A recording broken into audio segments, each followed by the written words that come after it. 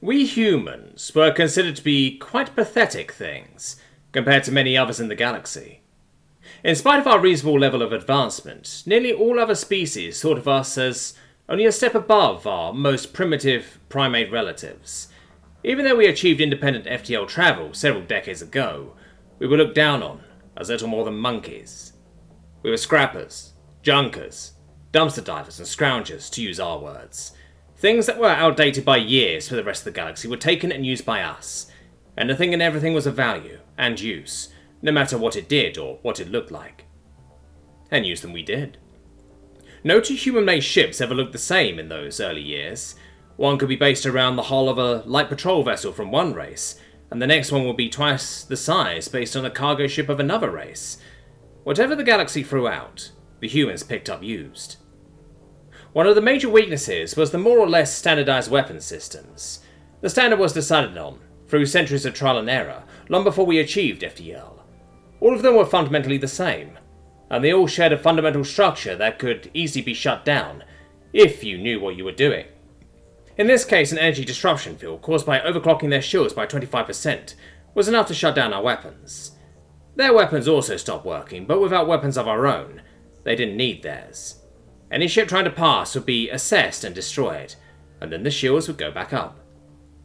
Large guns, small point defense guns, planet killers, and personal defense weapons were energy-based. Massively powerful lasers, exawatts in strength, were for the larger ships and planet killers. Far less powerful plasma power was for point defense and personal defense weapons. Energy all around, but sharing the same fundamental weakness. When the Bakut declared war, their fleets effectively sealed off the inner part of the Sol system at the asteroid belt between Mars and Jupiter, hoping to strangle humanity's trade with the rest of the galaxy. The energy weapon countermeasures were put in place, and humanity was disarmed overnight. The demands then came quickly. There were the usual demands of tyrants. The whole submit or die mentality and your children will be slaves nonsense. Of course, being human, you know that you never threaten our children. So, the scrap fleet of humanity went out to the asteroid belt, completely disarmed of energy weapons. They asked if this was our official surrender. It wasn't. We remained silent. They asked if this was our final stand. It wasn't. We remained silent. They asked if we were begging for mercy. We weren't. We remained silent.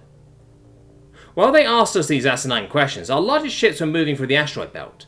Tractor beams and thousands of miles of cables were dragging asteroids of all sizes behind those ships, everything from fist-sized to decent piece of moon-sized.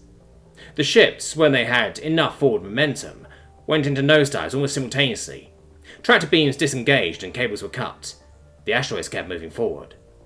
The one and only communication that we sent to the Bakut fleet was this: monkey throw rock, monkey break.